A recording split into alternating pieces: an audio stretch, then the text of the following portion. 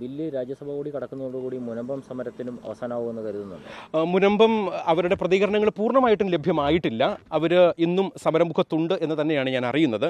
എന്തായാലും രാജ്യസഭയിൽ ഇന്നാണല്ലോ അത് അവതരിപ്പിക്കപ്പെടുക. അതിനുശേഷമേ അത് നിയമമായി മാറുകയുള്ളൂ.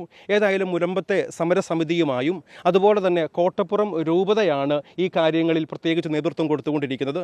അവിടുത്തെ അഭിവന്യ പിതാവുമായിട്ടും അതുപോലെ മുനമ്പത്തെ വികാരിയച്ഛൻ അവിടെ ഈ ദിവസങ്ങളിലെല്ലാം 172 ദിവസമായി സമരസമിതിയോട് കൂടെ ഉണ്ടായിരുന്നു. അവരൊക്കെയായി സംസാരിച്ച് കൂട്ടായ ഒരു തീരുമാനത്തിലൂടെ ആയിരിക്കും സമരം നിർത്തണോ വേണ്ടോ എന്ന കാര്യത്തിലൊക്കെ തീരുമാനങ്ങൾ ഉണ്ടാവുക. ഏതായാലും രാജ്യസഭയിലും കൂടെ ഈ നിയമം പാസ്സാകട്ടെ, അതിനുവേണ്ടി നമ്മൾ കാത്തിരിക്കുന്നു.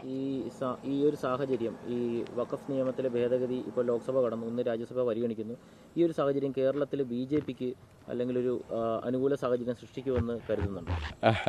ഇതിനെ രാഷ്ട്രീയപരമായി കാണാനോ മതപരമായോ വർഗീയപരമായോ കാണാനോ സഭ ആഗ്രഹിക്കുന്നില്ല എന്നുള്ള കാര്യം അടിവരയിട്ട് ഞാൻ പറയാൻ ആഗ്രഹിക്കുകയാണ്. കാരണം ഇത് കേന്ദ്ര ഗവൺമെൻറ് വഖഫ് നിയമത്തിന്മേൽ അവർ ഭരണഘടന തൊട്ട് സത്യപ്രതിജ്ഞ ചെയ്ത് അധികാരമേറ്റ ഗവൺമെൻറ് എന്ന നിലയിൽ അവരുടെ ഉത്തരവാദിത്വമാണ് നിറവേറ്റിയിരിക്കുന്നത്. അതുകൊണ്ട് അത് ഏതെങ്കിലും ഒരു രാഷ്ട്രീയ കക്ഷിക്കോ രാഷ്ട്രീയ പാർട്ടിക്കോ അതുപോലെ മുന്നണിക്കോ അനുകൂലമാകും പ്രതികൂലമാകും എന്നുള്ള ചർച്ച അസ്ഥാനത്താണ് എന്നാണ് ഞാൻ കരുതുന്നത്. അതിനെക്കുറിച്ച് പ്രതികരിക്കേണ്ട കാര്യവുമില്ല. കാരണം ഞാൻ പറയാൻ കാരണം എന്താണെന്നറിയാവോ, മനുഷ്യരെല്ലാവരും നല്ല രാഷ്ട്രീയ ബോധമുള്ളവരാണെന്നേ. ഈ നടക്കുന്ന ചർച്ചകളെക്കുറിച്ചും അതുപോലെ തന്നെ ഈ ഭേദഗതിയെക്കുറിച്ചും വഖഫ് നിയമത്തെക്കുറിച്ചും ഒക്കെ ഏതായാലും കഴിഞ്ഞ 172 ദിവസമായി നമ്മുടെ പൊതുജനം പഠിച്ചുകൊണ്ടിരിക്കുക. അതുകൊണ്ട് തന്നെയും ഈ കാര്യത്തിൻ്റെ പേരിൽ മാത്രം എന്തെങ്കിലും രാഷ്ട്രീയപരമായ മാറ്റങ്ങൾ എന്നൊക്കെ ഉള്ളത് ചർച്ച തൽക്കാലം അസ്ഥാനത്താണ് എന്ന് തന്നെയാണ് ഞാൻ കരുതുന്നത്. സഭയ്ക്ക് കാലാകാലങ്ങളായി കൃത്യതയുള്ളൊരു നിലപാടുണ്ട് ഈ കാര്യങ്ങളിലൊക്കെയും.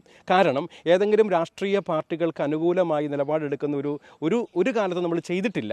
അത് ഈ കാര്യങ്ങളിലും നമ്മൾക്കുണ്ടാകുകയില്ല എന്ന് തന്നെ എനിക്ക് പറയാൻ ആഗ്രഹമുണ്ട്. കാരണം എന്താണെന്ന് വെച്ചാൽ ഇത് കേവലം ഒരു നിയമ ഭേദഗതിയല്ലേ സംഭവിച്ചിരിക്കുന്നത്. നമ്മുടെ എല്ലാ ആവശ്യങ്ങളും പരിഗണിക്കപ്പെട്ടു എന്നൊക്കെ പറയാനൊന്നും ആയിട്ടില്ല. ഏതായാലും വഖഫ് നിയമത്തിൽ നമ്മൾ ആവശ്യപ്പെട്ട രീതിയിൽ ലോക്സഭയിൽ നിന്നും അനുകൂലമായ ഒരു തീരുമാനം ഉണ്ടായിരിക്കുന്നു. രാജ്യസഭയും കൂടെ അത് പാസ്സാക്കട്ടെ, അതിനുശേഷം തുടർന്നുള്ള കാര്യങ്ങളെക്കുറിച്ചൊക്കെ ചിന്തിക്കാമെന്നാണ് ഞാൻ കരുതുന്നത്.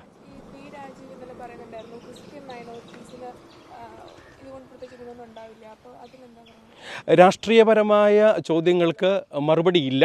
കാരണം ക്രിസ്ത്യൻ മൈനോറിറ്റി എന്നുള്ളതല്ല ഇതിനകത്ത് വിഷയം.